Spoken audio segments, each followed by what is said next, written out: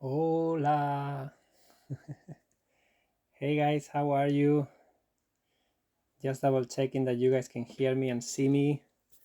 How are you doing today? Happy. What is it? Tuesday. Today's Tuesday. I'm in Spain. I'm in Barcelona. This is my city. I am traveling here for the next 2 weeks. Uh, Sorry, I'm gonna move my guitar away because it's the noise travels a lot. Oi. Hi Michelle, how are you doing? Hi Loretta. Hi Brittany. Awesome. Thank you for letting me know that you can hear me well. So happy to be with all of you here during my holidays. Uh, I miss you, so that's why I do these sessions. Beautiful morning. Hope you are enjoying Barcelona and family. I am, CJ. Thank you for asking. I'm having a great time here with my mom, with my dad, with my sister, my friends. I went out on the weekend, and today's topic it really fits very nicely with me being here, because someone requested to cover this topic, right? Like to cover the topic of long travel tips. So tips when you are going on a long trip, and the nomadic lifestyle that many people are having and enjoying these days. Being nomadic sometimes doesn't mean having to be full-time a nomad, but it can mean creating a mix that works really well with you and with what you want. In my personal case, the mix that I enjoy and my family enjoys is that working 10 months every year, uh, and then enjoying 1 month of separate traveling, like it's my own travel with my friends, with my family, with whatever I want to do as an individual, and the other month is with my family or with Samantha, with my wife. So for us, having those 2 months and then working 10 months and mixing that up in a nice way, that's what really I enjoy. So that's our nomadic kind of lifestyle that we enjoy now. But before that, I was traveling for over 2.5 years. So I was a nomad for a really long time. Okay, so that's why I feel comfortable talking about this topic. And I thought many of you guys are exploring this idea or maybe curious about this idea. Self care, absolutely, CJ. Uh, Sometimes traveling is part of a lot of people's lives, because sometimes because of work, because of life, you just end up in a place that is far away from your home, far away from your family. Or maybe you are an adventurous kind of person and you want to learn a new skill, and that skill only happens in a specific location. Like I love kite surfing, and where I live in Canada, I am in the middle of no water around me. I need to drive almost 3 hours to get to the water. So for me, I did a couple of trips just to do kite surfing, and that was the intention. So that's another reason that another thing that I encourage you to do when you are gonna travel. Make sure that you have a clear intention of why you are going there, because that really helps. Hi Mindy, hi Cecilia, hi Michelle. Yes, you sound great. Thank you for hosting this week. Yeah, Michelle, I honestly thought at the beginning, I'm not gonna do lives during my vacation. But then I thought, no, I enjoy the variety. And if I can make it happen, why not? Because I really enjoy doing this. So, how are you guys doing? And what would you like to learn today about the topic? Why did you come to this session? Namaste from India. Really wait for your session. I resonate with them so much. Shilpa, thank you for being here from India. Did you know that I spent almost 1 full year in India when I was a nomad? I started in Delhi, went all the way up to Kashmir, uh, Ladakh, beautiful, and then Himachal Pradesh, and then I did a long round. So I spent there almost 1 full year in India, just traveling around. Happy to hang out with you. Thank you, Cecilia. Yeah, so doing well. How do you research places with good Wi-Fi for work? Michelle, that's a really good question. And when you are planning a nomadic lifestyle or a long trip and you rely on internet, when I was a nomad, for example, in India, I ended up buying a SIM card and paying for internet through my phone, because that was more reliable than me having to use Wi-Fi in hostels, and it was easier and more convenient than going to the coffee shops. And in India, I have to tell you, I was getting viruses everywhere. Anytime I connected my USB into a computer, I had a virus. So I ended up figuring out a way to have a little USB where I was starting my computer from that USB to be able to see the viruses and remove them. So it was a nightmare. So that's why I ended up having internet. But depending on the country, okay? So depending where you are going, these days, majority of the places have pretty good Wi-Fi, okay? So majority of the places have good enough Wi-Fi to do the basic things like video conference, sometimes even internet, like emails, stuff like that is okay. If you need to access a specific platform or you need to upload a huge amount of data, then I will say maybe your situation is a little bit different and more specific. If that's your case, I will say research plans that you can pay for while you are there, okay? Because sometimes they are not as expensive as we think they are, okay? That's one way. Again, it depends on what you need. Some people are okay doing the work in their computers, and then every now and then they connect to the internet through when they have good Wi-Fi, or they go to a coffee shop and they have enough with that, because it's good to disconnect sometimes. But sometimes if you need to be connected because of work or because of something that you need access every day, then maybe having your own connection can be a good idea, okay? Hi, Amy. Yeah, I'm in Spain.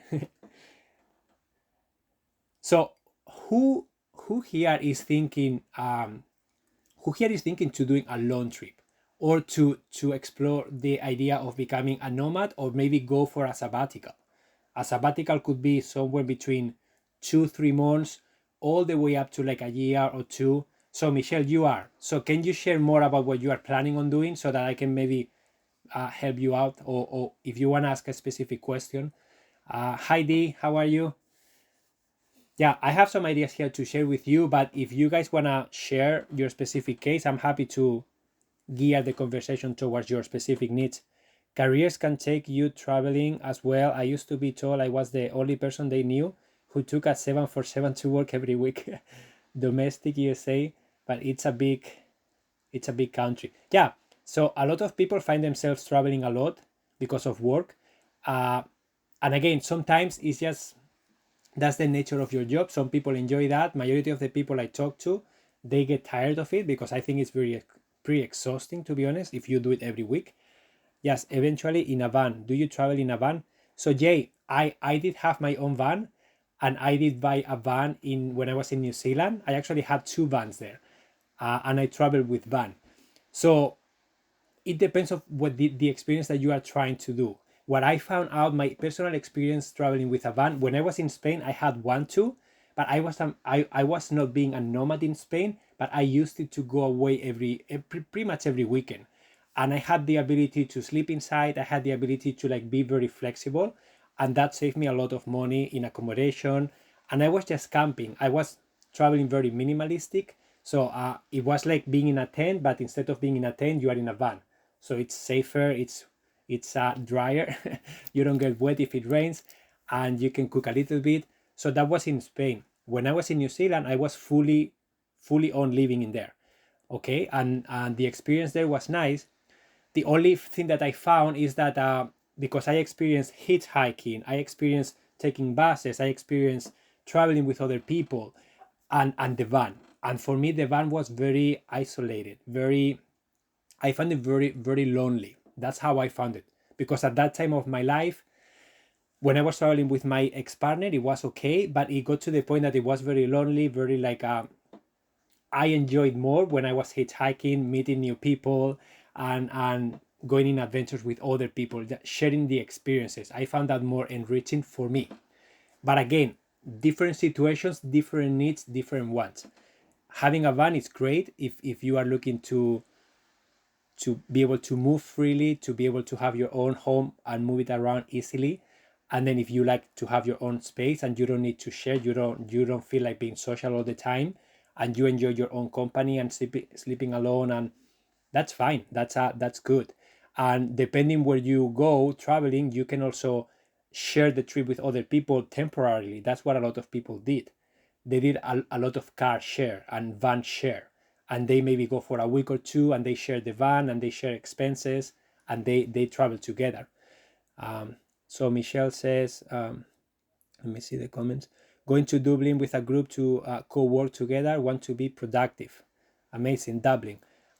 Brittany says, I always love the idea of being a nomad, but I will probably miss my family, so maybe start small, like 3 months. Yeah, Brittany, absolutely. Get started small chunks. See how it feels. See, get to experience it first, because it's very scary for some people, and there are so many moving pieces that you don't know how you are going to feel. You don't know if you're going to like it. So it's really a good idea to get started small and then start incrementing the time. That's what I did. I was scared of going away. So I got started going to Peru for a couple of weeks. I went to Egypt for a couple of weeks. And then I started to experience the traveling, right? And I liked it. And I thought, I can do this for a longer time. And that's when I started my long trip. Australia next, like the rental van idea. Yeah, Michelle, Australia is a really big country, and I met a lot of people that they had a van. I didn't have a van there, but I did go to a website like a Gigi, like a, how was it called there?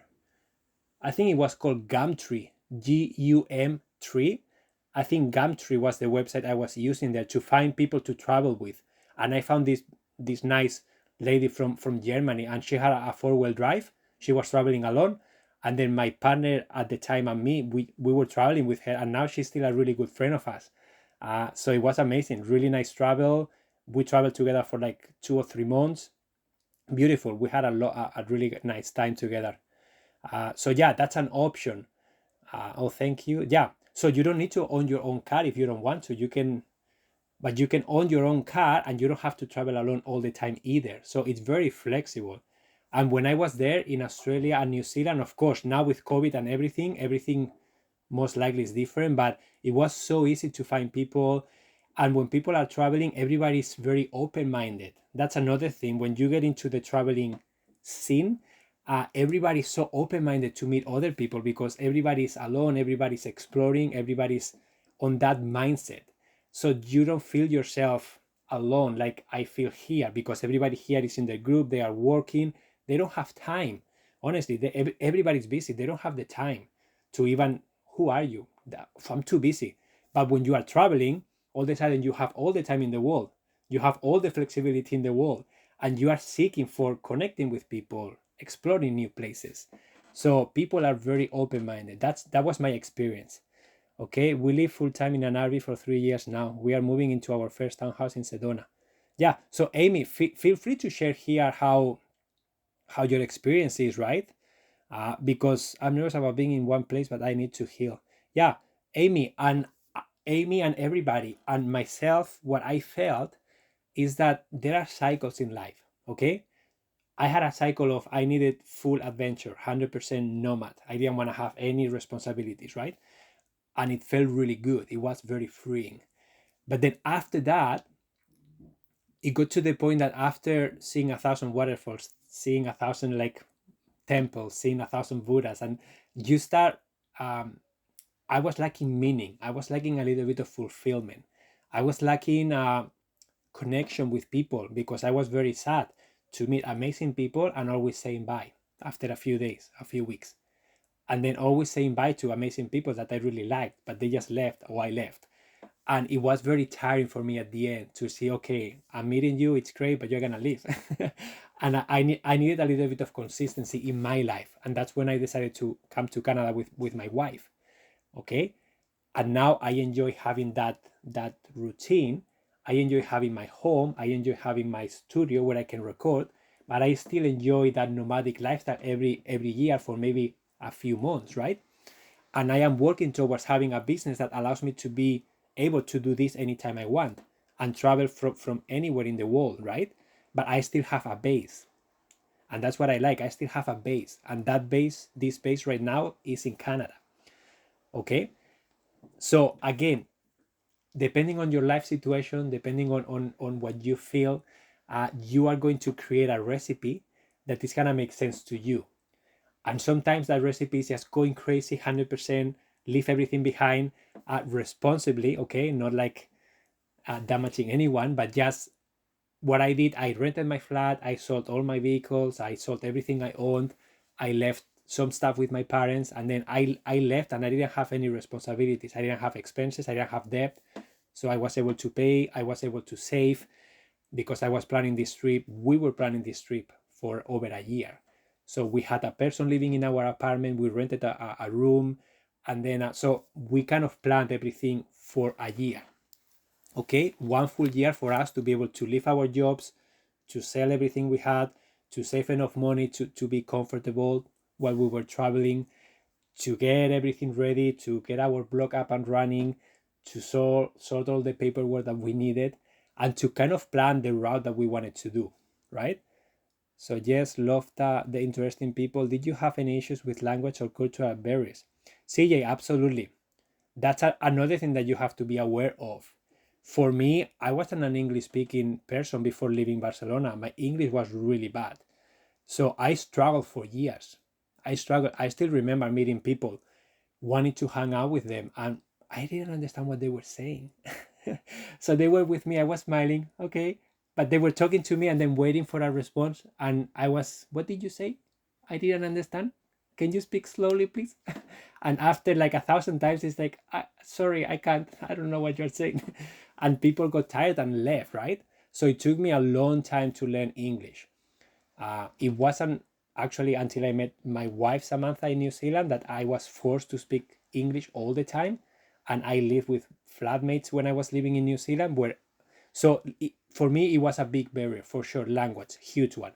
And cultural barriers, absolutely. I found that the countries I was in, they were very different. And I found that me sharing that I was traveling with my partner at the time, but we were not married, and we didn't have kids. And sharing that with some people in some countries, it was difficult because they didn't understand that. And they were asking questions and they were even getting offended sometimes because their culture is so different, right? It's so different that we sometimes had to lie. We had to say we are married. Yeah, we are going to have kids soon, because if not, people didn't understand and they were uncomfortable. But every country is different. But yeah, some countries were very, very different and very interesting to learn from. Thank you, CJ. My English is amazing now. It's good. I still have an accent, but I feel very comfortable. When I went to Canada, Samantha signed me up to give a public speaking the first time. And I was like, you did what? You signed me up for public speaking in front of people? And I had to do it. So I had to push myself. I had to stand in front of people, and I had to kind of share what I wanted to share. And I found a way to communicate things and people liked it. And after that, I just kept working at it. I was living in Canada. Everything was English for me. And yeah, it became easier and easier. So it's just time.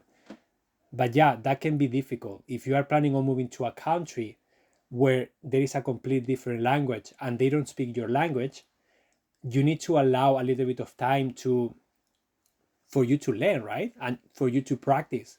So don't have the expectation that you're just gonna go and in 1 month you're gonna be completely integrated, because it's not gonna be like that. Most likely it's gonna be a little bit, it's gonna take a bit longer. Okay. Amy says, I went to Bogota, Colombia for 3 months. I was on my own with very little Spanish, but the best time in my life so far. Yeah. And sometimes you just have to be brave. And if you don't have these days, guys, with the internet, with Google Translate, you can talk to your phone and it translates automatically to any language in the world. You can type anything. With all these tools, it's so much easier. Honestly, it is. When I travel, I didn't have a smartphone with me. I didn't have a smartphone until I came to Canada. So I didn't know how to use these apps. I didn't have access to all those things. Today, these days, honestly, it's so easy. If you go to a country where they speak nothing, that you can still use those tools to communicate with people pretty easily. Rocio says, I need to improve my English. Next year, I'll start working on it. Yeah, Rocio, just get started. And the most important piece is to practice it, right? You need to start experiencing things in English. That's the only way for you to start getting comfortable. Be brave to don't be shy to like use it, even if it sounds horrible according to you. Just keep using it, because that's the only way for you to learn. Okay, so some things, guys, if you have questions, specific questions, write them down there.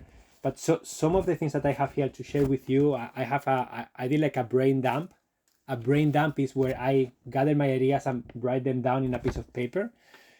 some of the things that I wanted to share are the intention behind the trip. Okay. Rocio says, what is your native language? Rocio, I guess, is it Spanish? I don't know. She will answer. Yeah, so the intention of the trip, okay?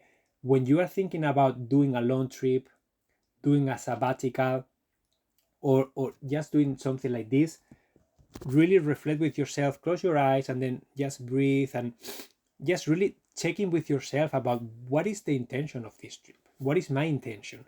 What would I like to take out of this trip? Okay. And you don't have to be like, again, if nothing comes up for you clearly, maybe your intention is to explore. I just want to explore. Maybe your intention is, I want to spend 3 months with no plans. That was my intention. I just want to go with one-way ticket to India and just see what happens. That was my intention, our intention with my ex-partner. That's what we did. And then we ended up spending almost a year in India alone. And then we went to Nepal 3 months and did a lot of hiking there. That was the intention for Nepal, hiking. In India, it was to get lost, to learn the culture, to do yoga meditation, to see the mountains, to learn a little bit of all the different gods that they have and why they do what they do, to go to the Ganga River and see the ceremonies that they had in there. There was so much to see there, right? We went to Sri Lanka just because we needed a visa. And then we just visited the country for like 4 weeks and then came back. And then we went to Thailand. And then the intention for Thailand was to enjoy the nice food that we love, enjoy the beaches, relax a little bit, enjoy the sunshine. So every country had an intention behind us for us, right? So what is your intention about traveling, right? Think about that. For example, I recently did a trip to the Dominican, and the only intention was to kite surf. I went for 1 full week, 7 days, and the only intention for that trip was to kite surf. And I can tell you that I learned there more than 2 years in Canada, going back and forth a few times. So that was the power of that intention. So just think about it. What is your intention behind the trip? And just write it down and then think about that, right? Once you have the intention, then you need to think about the logistics. Depending what kind of trip you are trying to do, the logistics are gonna look different, right? So how much money you're going to need? What do you need to do with your home if you have one? Can you sublet it? Can you sell it? Can you rent it? Can you just move out and then maybe come back and move in with your family members? Like, just thinking about those logistics is important. In my case, I own a flat in Barcelona and then I did rent it. So we rented it and we've been lucky that it's been rented until now. And now I'm considering maybe to sell it. I don't know, but the tenants are still living in there. So it wasn't a problem for me. But if I was unlucky and they don't pay me or something happens, then I may need to come back, right? And solve the problem or involve a family member. So you need to think about those things. What are you going to do if something happens, right? Another thing I did before leaving was I gave my mom full power to be able to do anything in my name. So I did that with a lawyer. And then my mom can do anything for me if I need to. So that avoided me the need to come back a few times, because she could sign papers for me, she could do things for me. So that's something to keep in mind. If you need to sign a document, if you need to do your taxes, if you need to do something and you need to sign something, just have a person that have full attorney, full power to do things for you. Okay. Another thing, it's thinking about visas, right?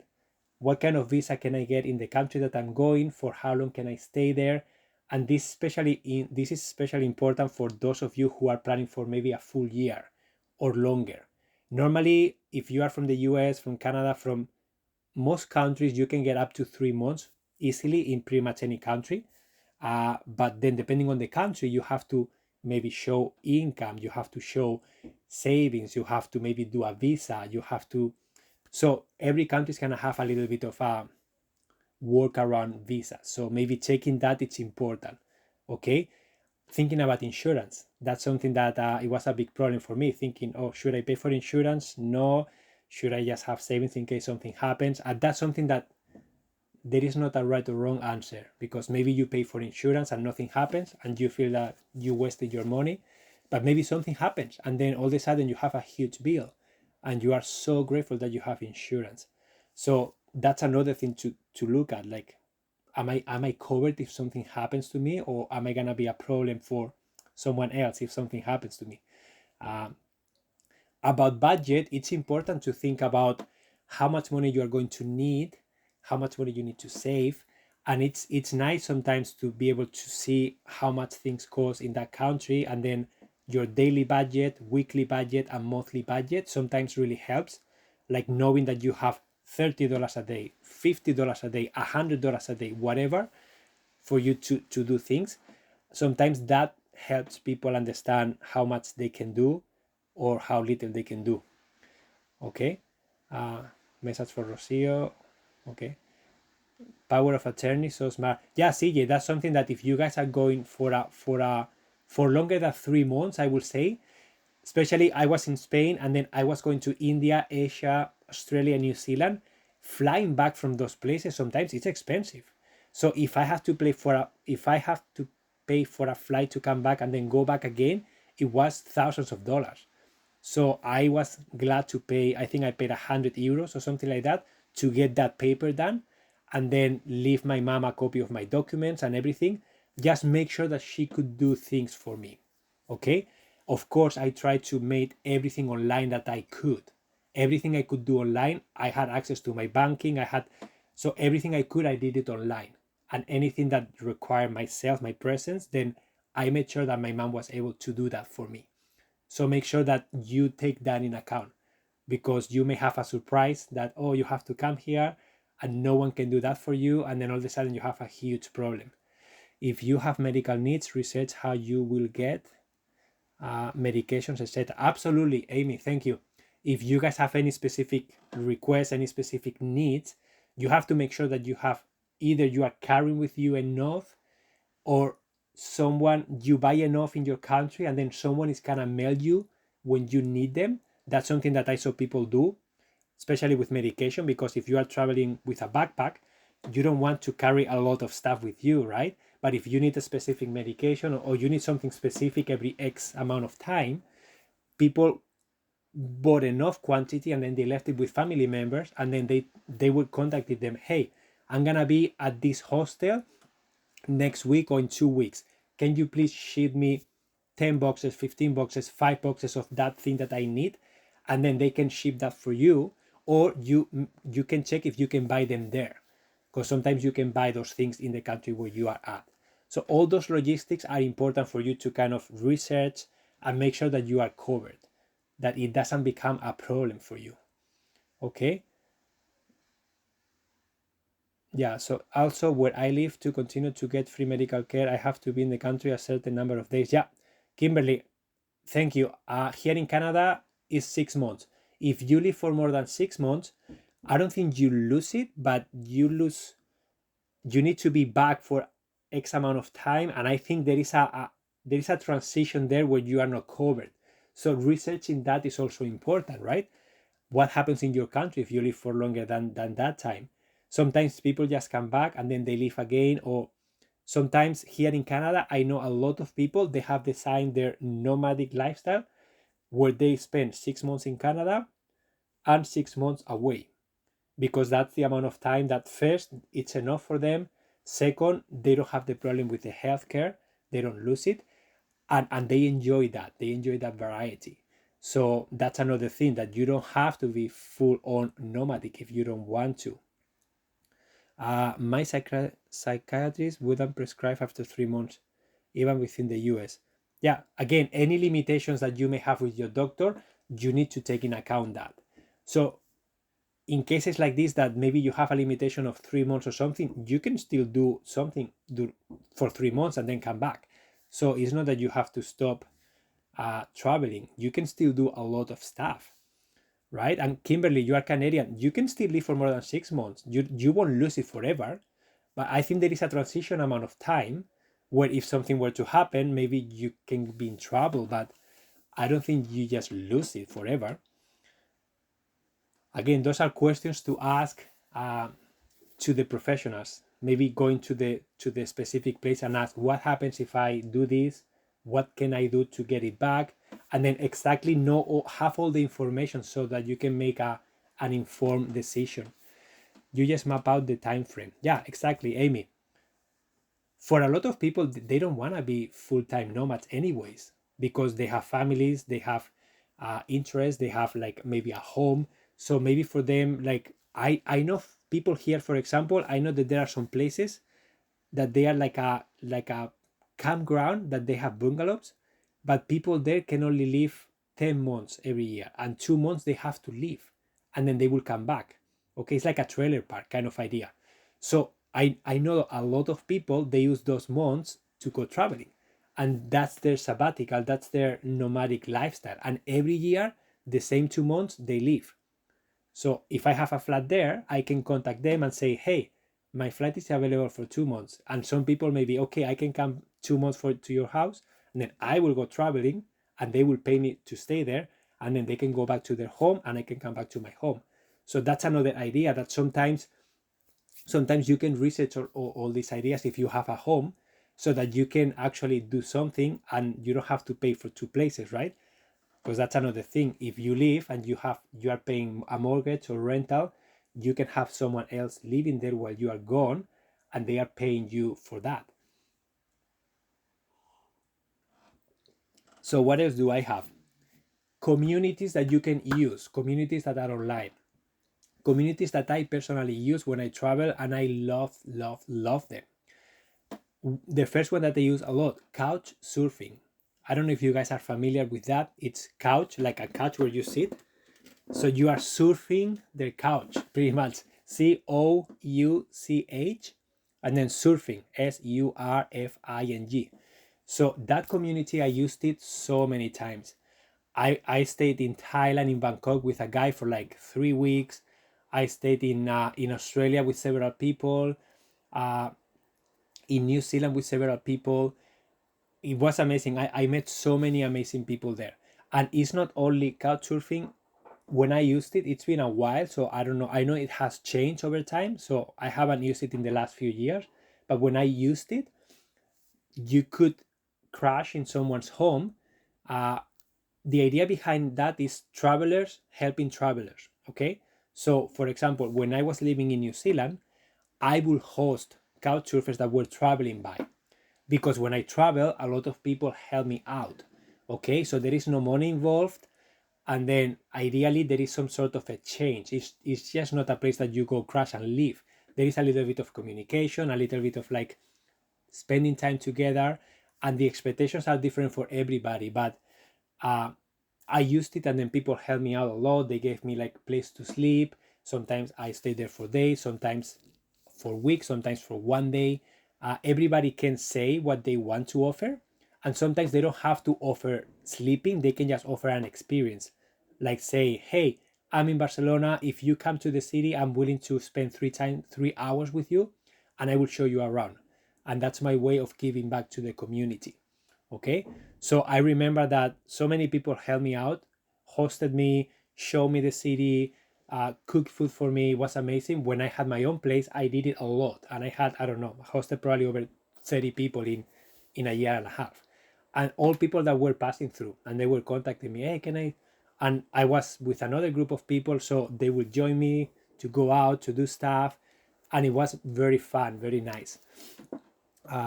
I used it when I was doing my one woman show. They just wanted to help because my show was on addiction and abuse. People just offered to help support the work. Yeah. Good morning, Emilio. What up? Or online is this? So this one that I just shared is called couch surfing. That's one, okay? Other ones that I used personally was woofing, wheeling workers on organic farms. That's the translation. So WWOOFING, woofing. That one, it's mostly farms. It's mostly you give them time in exchange of accommodation and food, or sometimes only accommodation. But that's great because you are saving, and at the same time it's meant to be an exchange, meaning I did that in a winery, I did that in a horse farm, I did that in a big farm that they needed help. But you always learn something. The idea here is not free labor. The idea here is you stay there, you communicate with the people, they give you a task, you do the task for like a few hours, and then you get free accommodation, you get food, and you get to be a part of that environment. So in my case, I learned about wine, I learned about how to treat vines, I learned how to put the netting up, and so I learned some of that stuff. In the horse farm, I learned how to ride a horse nicely. I went out on a horse to do move cattle from one place to another.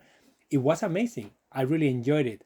Of course, you can go to a place and maybe they are not nice and maybe they slave you. That can happen too. But there is a communication prior to. So that's another community, boofing. Help X is another one. Help X.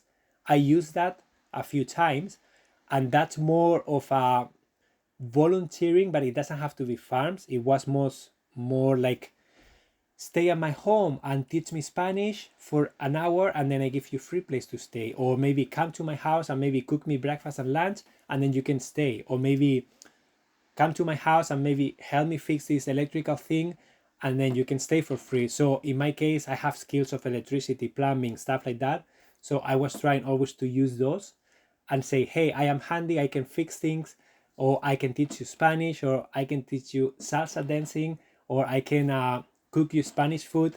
So those were some of the things that I offered. And then people will take you. They will say, okay, come to my place for 3 nights and then you can stay for free. So that was called Help X. And Work Away. It's another one. Roxanne says, come here. Where are you, Roxanne? I can come and see you. Love that. Willing workers to learn about the people too. Yeah. Help X and then Work Away was another one that I used when I travel. Again, I haven't used them in a while because I didn't need to, but I know that there are new ones that probably I don't know. But the idea when you are traveling for a long time is try to save by not spending a lot every day. So if you have to pay accommodation, normal accommodation every day, then it becomes very pricey to be a nomad. So you can't afford it, right? So by using these communities, for me, it was like I got to immerse myself in that local community. So when I was doing couch surfing, I had the opportunity to immerse myself in that person's lifestyle for a few days. That to me was already enough, because it's like, wow, I am in this country that I don't know.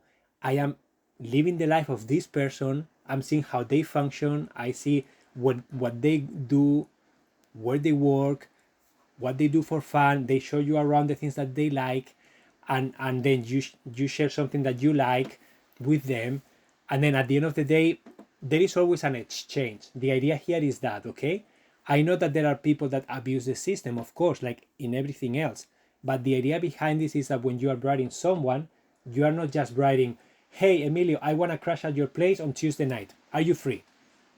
I will probably say, no, I'm not. But if you say, hey, Emilio, I read your profile. I saw that you're from Spain. I love Spain. I love, I don't know, cooking Spanish food, or I am from Turkey, or I am from the US. My passion is to do this. And I can show you how to do this or share this with you. And I would love to learn this from you. Do you think I can stay for a couple nights at the same time I see the city? So there is a little bit of like exchange here, okay? Again, if you want to be alone, if you want to do your own thing, if you don't want to enter all these dynamics, then these communities are not for you, okay? Because when you do this, you have to enter the dynamics. You have to be social. You have to give and receive. If you just want to do your own thing, be free and work and just be alone all the time, then I will say you need to pay for accommodation then, okay? That's the reality. Because it's not nice to go to someone else's home and just be alone and just don't offer anything. That's not nice. I posted online as a dog sitter and house sitter and got to see lots of beautiful places. Yeah, it's good for extroverts. Yeah, again, other options for you to explore. Okay, you can try trusted house sitters. So this is another community, trusted house sitters. What is this community all about? This is all about people that are leaving their homes for a period of time, and they need someone to stay in their homes, take care of their plants, take care of their pets, or maybe they just want someone living there just for safety, just to check in that there is not a flood, that nothing happens, that there are people living there so that no one goes inside to steal. Again, trusted house sitters. Thank you, Amy. That's one. There are many more, okay? But I know about that one. And I met people that were using that full time. They were full time trusted house sitters. That means that they go from home to home and they never pay for accommodation. You don't pay for accommodation. You just go to that place, okay? And then you stay there for free and you are free to do whatever you want. You normally are alone, so this is good for people who doesn't want to socialize, or maybe people who are working full time but they don't want to be in their home. So you can go to someone else's home and then you have an arrangement, you do whatever they need you to do, and then you just have the house for yourself for that entire time. Okay, Emilio, can you post all these resources in your circle? I can post some of them. Yeah, Amy, I can do that. Is there a place where all these resources could be posted? You'd join my circle and I will make sure to post all the ones that I'm aware of. Okay, another idea for those of you who own a home, you can do a house exchange. This is really cool because you can say, I have a house in the US and this person has a house in Germany or Australia or wherever you want to go. And then you can arrange to do an exchange, right? And some platforms, you have to do the exchange right away, but some other platforms, you can offer your home for like 1, 2, 3 weeks, whatever you want. And then you don't have to do it at the same time. You just have a bank of time that you can then use in other places. So I have friends that use that, and I don't remember the exact name of this platform, but I just did a quick search. I just typed house exchange sites on Google and I had a list of like a lot of them. I have not used them personally yet, okay? But that's another idea that you can explore if you own a home and you want to trade. You can exchange, or you can explore the idea of just doing that. Any which websites did you use? Yeah, Lisa, I did not do an exchange, but I have a colleague, she's an organizer too, and she was telling me how beautiful it was. They did it. So they went to Europe. They are from Canada, from Toronto. So they did an exchange real time with a family somewhere in Europe. And then they went to live with their parents, and then they did allow a family to stay 2 weeks in their home, and then they had 2 weeks then to use in the future, and then they used those 2 weeks to go to a different country when a house was available. And then that all happens with no money exchange. It doesn't cost you anything, right? So that's another great idea for you to explore. Guys, there are so many beautiful ideas these days with the internet. There are so many very amazing communities of people, open-minded people that are willing to do all these things because they appreciate this resilience of being able to like do these things where money is not the only way to travel. Home exchange is for house swapping. A great way to see the world. Yeah. So what else? Yeah, so all these communities, again, if you have the funds, if you have enough money and you just want to do your own thing, you just want to transfer your lifestyle from where you are to a different place, and you are happy to rent a place there and stay there for 2 months, 3 months, whatever, then you can maybe use Airbnb or something similar. I know Airbnb now offer like a long-term rental, and you can rent a furnished place with internet, with everything by the month. And I know that there are many other websites depending on the country. Facebook Marketplace is another one that you can look at. But again, all these places are meant for those of you who have the money to just rent a place, and then you just transfer your lifestyle to that specific country for a period of time. And you don't have to then deal with communicating with people to try to find experiences. And this is good for those of you who are working full time and you just want to change the scenery, but you are not interested in engaging in all these community ideas right now because you are just in a different stage. And sometimes that's your vibe, and that's fine. That's perfect. Emilio, you are amazing with all your worldwide tips. Thank you, Christine. It's a very passionate topic for me because traveling, guys, changed my life. It did change my life forever. I can tell you, when I leave Barcelona, When I left Barcelona in 2008, September 2008, I was one person. And after coming back to Canada in 2012, I was a completely different person. Way better, 100,000 times better. Why? Because I had the opportunity to explore the world. I had the opportunity to immerse myself in hundreds of different lifestyles. I had the opportunity to see how many different countries live, work, values. And then after seeing all that, after seeing so many examples of what can be done in so many different ways, your perspective of life changes completely. The possibilities open up. When you see people doing things that you never imagined were possible and they are doing it, it opens your mind to the possibility of like, I can do that too. If they are doing it, why can't I do it? And then I also felt that when I came back here, like if you don't see the world, it's very difficult to be open to all those things because you are not even aware of them. Okay. And I came back to Barcelona and I can tell you that I was seeing everybody else with completely different eyes. And Barcelona is a very multicultural city too. There are people from all over the world.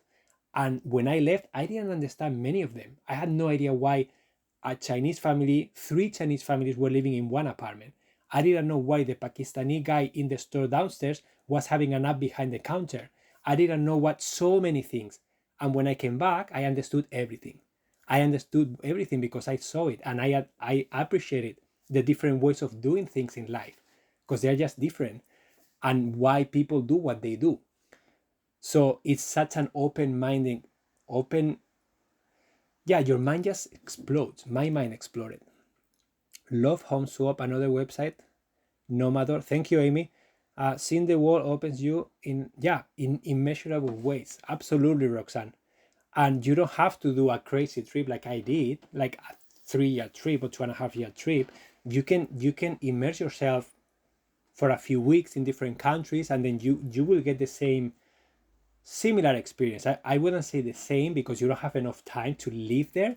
But if you can go 3 or 4 weeks to India, and then you can go 3 or 4 weeks to Peru, and then you can go 3 or 4 weeks to, I don't know, a different country, that's enough time for you to explore, to experience. And if you are open-minded, if you are curious, if you want to engage in these communities, it's amazing to just give them a try and then see what happens, because sometimes things start flowing in a direction and if you just let yourself go and flow, sometimes it's amazing where things take you. I just want to say that sometimes it's nice to don't have a routine. That's something that I also wanted to share. Like we repeat things over and over in life, right? And we start forming these patterns, these habits. When you travel, you just break out of all of them. You don't have a home, you don't have routines, you don't repeat the same thing, and every day is completely different. So that really opens your mind to like, I have no idea what's gonna happen today, but it's okay, and I'm happy with it. I don't need to know. You know what I mean? You set the intention, but you don't have to control how things happen. And this is really good for those of us who get in a pattern and we repeat, and then we find ourselves in that pattern, and then we get anxiety when we get out of it. And then we need to control everything, and the outcome needs to be known. And it's like, no, things can be in 1,000 different ways. And if you relax and let things flow, they will go somewhere, and you will enjoy the process anyways. So you don't need to know everything. That's what I'm trying to say. Thank you, Emilio. Always a pleasure to listen and learn. You are such an inspiration. Thank you, Roxanne. Did you stay in an ashram in India? Yeah, Lisa, when I went to India, if you are looking for ashrams, yoga, meditation, things like that, one of the meccas is Rishikesh. Okay? Rishikesh is one of the meccas for learning yoga. That's where majority of the teachers are. Okay? And these days you can find the courses online too because of COVID. My wife actually did a yin yoga certification, 200-hour certification, and the teachers are in Rishikesh. Okay? And they have an ashram there. So I stayed in different ashrams there, and I did a meditation course in there. I was planning on doing the Vipassana. It's a 10-day meditation in silence, but I didn't end up doing that. Rishikesh, yeah, I think that's how you spell it. And that's in north of India. I think that's Himachal Pradesh, I believe is the province of. But yeah, if you just type Rishikesh yoga, you will find in the map. Yeah, Amy, my wife paid for the certification. Yeah, I don't remember how much, but doing it online was way easier than having to go in person, right? Are most ashrams open to visitors? When I was there, absolutely. That was their main business, youth, for people to come, for people to learn, and then different lengths. So yeah, there were different options. With COVID right now, I'm pretty sure they are open now, but I don't know how it works. Mindy says, Emilio, what is your circle called? Your thriving lifestyle. If someone please can type it in the chat, that would be amazing. Thank you, Amy. So some of the other things that I would like to share, it's how important minimalism, organization, and being intentional is when you are trying to tackle something like this, like a long trip, like being a nomad. And I can tell you, when I was packing my backpack, I had no idea what to pack. So I left Spain the first time with a 70-liter backpack in the back and a 35-liter backpack in the front, with the stuff that I thought I needed, right? And I started traveling. And then after a couple of weeks, every single day, I was leaving something behind for probably 2 or 3 weeks. A pair of pants, a t-shirt, a thing that I didn't need. And then I came back to Spain 6 or 7 months after for a quick visit. And then when I left again, I only had one backpack of 35 liters and that's it. Everything was in there.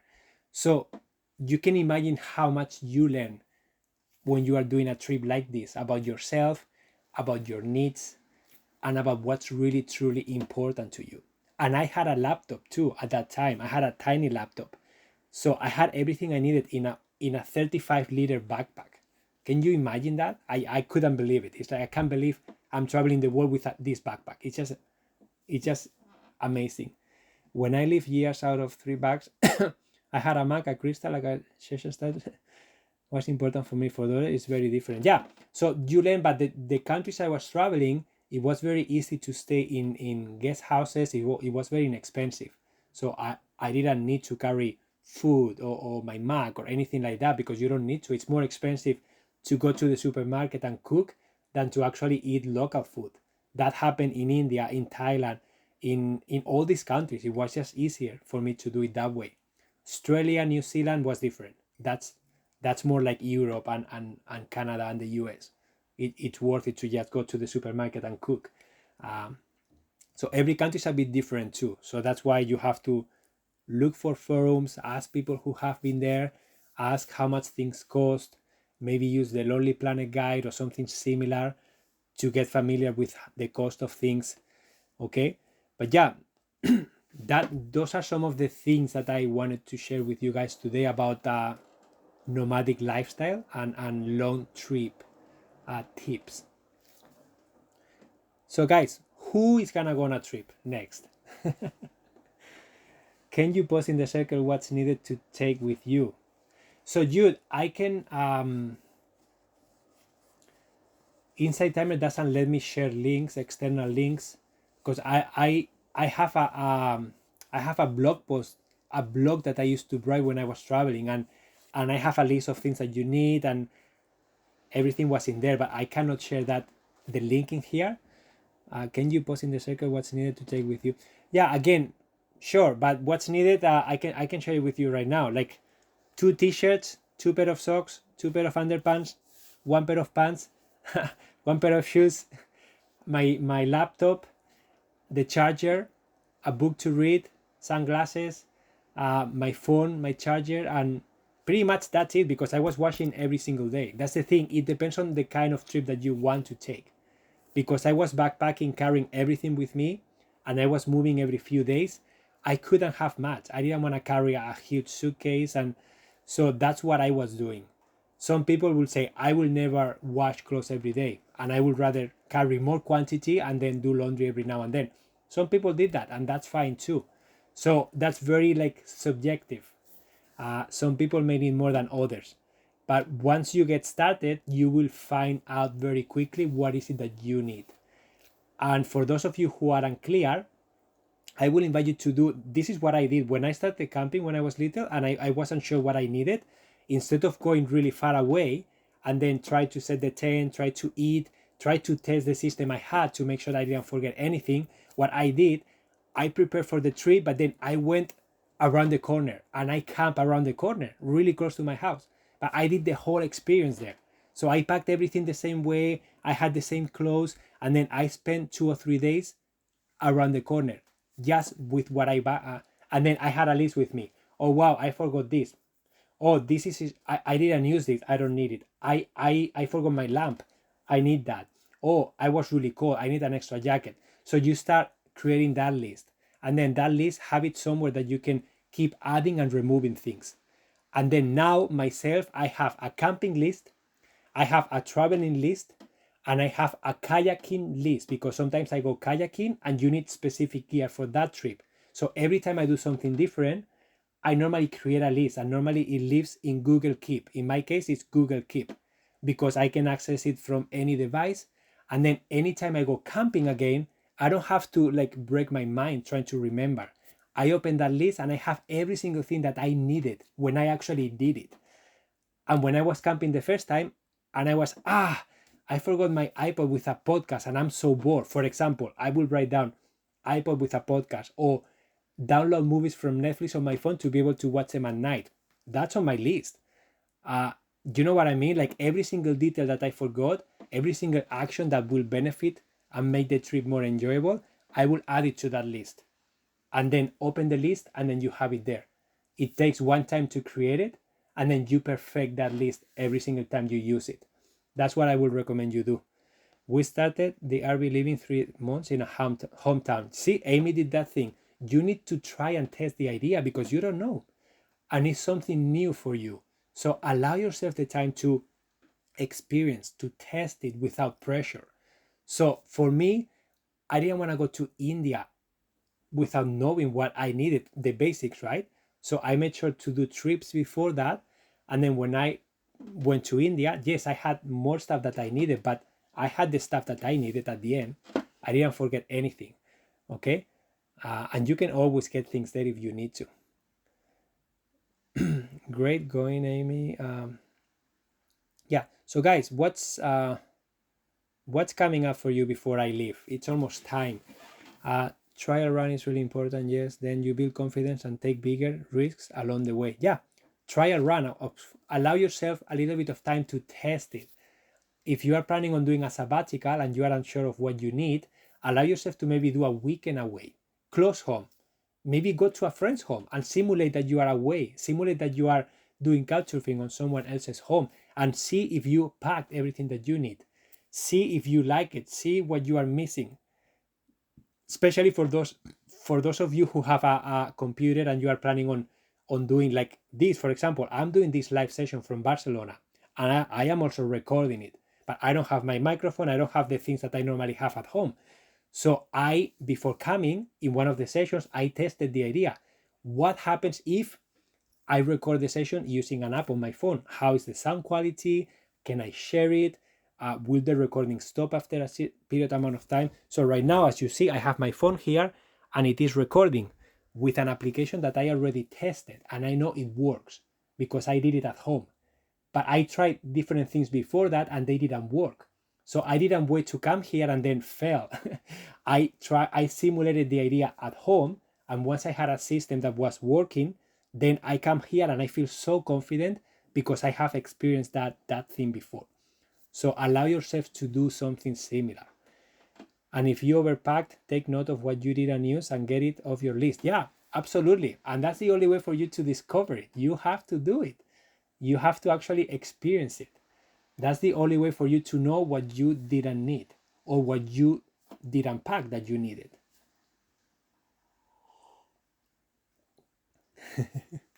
I normally overpack. I always say that I normally overpack clothes, and I always end up having things that I didn't use and I didn't need. But I always am afraid of like, oh, but I need more than 2 t-shirts. But then realistically after it's like, well, it depends. If you wash them, no. But sometimes I'm afraid of like, oh no, I will need this and I will need this and I will need this. And then you end up not using it. Okay, guys, I'm so happy to see you here. Let me know What's your biggest takeaway? Let me know if you have any questions before I leave. Happy to answer them. It's raining here. I don't know if you can hear the rain, but it's raining a lot. So guys, just for you to know, like, this is my to-do list here in Barcelona, things I have to do while I'm here. So I have to do a lot of paperwork, lots of things, but I don't try to remember all of this in my head. I had a list on my phone, and every time I thought, oh, next time I go to Barcelona, I have to get a new passport, or I have to make sure that I have that credit card, or I have to make sure that I do that paperwork that I can only do here, or I will need. So I keep a track of everything that I need, and then when I come here, I have that list. I don't have to think about it. And this is the paperwork that I had to pack this time. This is like my vaccination. This is my COVID test. This is the form that I needed to enter Portugal because I transit through there. The form that I needed for Spain. Like, it's crazy. The paperwork, it's crazy. But again, if you are not organized, if you don't know the steps, then your trip becomes a stress, becomes something overwhelming, and people feel anxiety. But if you do everything proactively, then it becomes, okay, I know what I'm doing, I have everything I need, and everything is good. Biggest takeaway, research online. When I traveled there, were on cell phones or public Wi-Fi. Yeah, same for me. Wi-Fi wasn't as available, and I didn't have a cell phone either. Thank you for doing this live. How much time in advance do we need to plan traveling abroad? How much time in advance? I would say that that's probably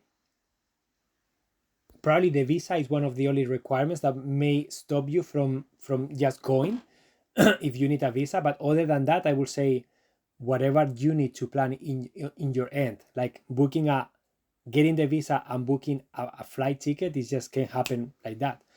So I will say, I don't know. It all depends what you have to organize at home before you leave, right? And what your expectations are. In my case, if I'm leaving for 2 weeks and I don't have to do anything at home, the only thing I have to do is like someone take care of my cat, tell my neighbor to keep an eye on the house, and then I just leave. If I'm planning on going for a year, I want to find someone to rent my apartment. I need to find the visas I need. So maybe it requires more time for me to be ready. So yeah, get a passport, all that stuff, of sure. Your adventures sound so brave. Well, Savannah, it was amazing, but it was progressive, right?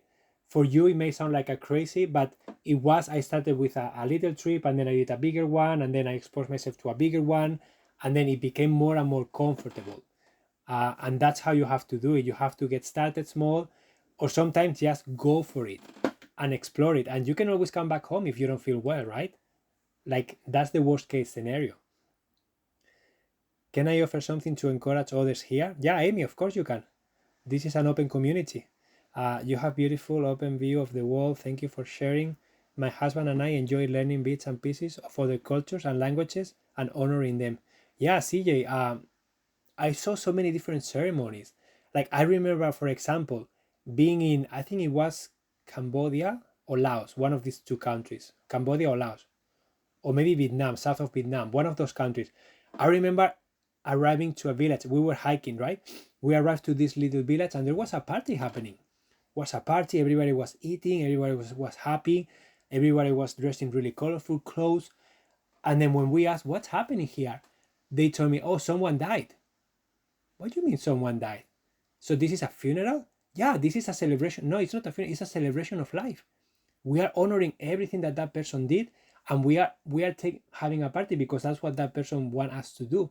They want us to celebrate his transition into the new world, and he want us to honor everything that he did here. And he doesn't want to see us sad. He wants us to move forward. And I was like, wow, like, this is not how it happens in North America or Europe at all. So that was just one example of many thousands that I could share with you. So yeah, it's so interesting to like see how other cultures approach death, approach marriage, approach relationships, work, life balance, having an app. Like how, for example, if you go to India, everybody has an app, doesn't matter where they are. It's normal. If I do that in Spain, if I do that in Canada, people will look at me and say, who are you? Why are you laying down there? This is not a place to sleep, right? So that's another example of ways of doing things, right? I love having a nap in the middle of the day. I don't do it every day, but I love being able to rest my back and just close my eyes and just spend maybe 10-15 minutes just being comfortable. But you cannot do that in specific countries. It's not, people don't do it, so people feel weird if you do it. So that's another example, right? So any tips about flying inexpensively around Thailand, India, etc. to get from place to place if not driving? Jude, honestly, flying is only recommended between the country. I only will fly if you have a short amount of time and you just want to move fast from place to place. I didn't fly. I only flew between countries. I never flew between the same country. So in India, I took the train and mostly buses. In Thailand, buses are great, very inexpensive, and they take you from place to place. Night buses are a thing, so you can sleep very comfortably while moving from place to place, and you save accommodation. There are also ferries, so there are a lot of options around that will be more inexpensive and still fast enough.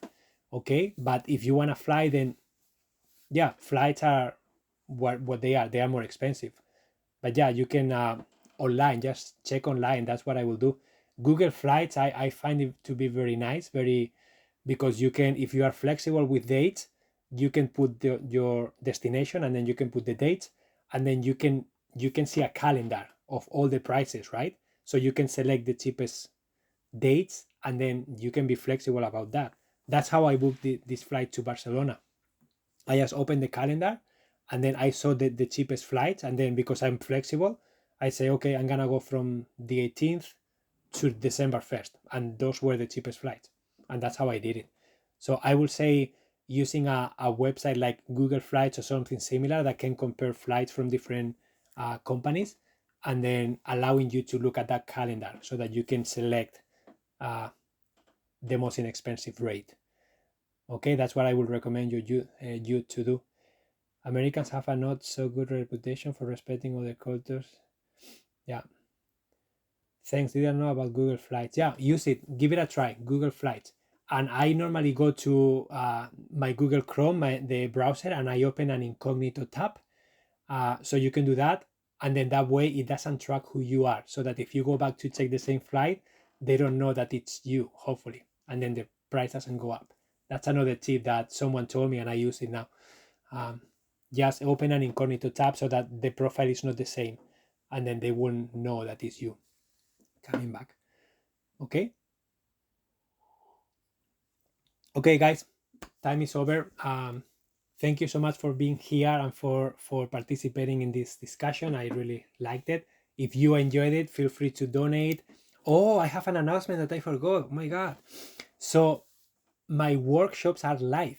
Today I received an email that says your workshops are live. So I went to my profile and you can see now it says my home, mentoring, and workshops. And inside workshops, you can see the 2 workshops that I'm offering.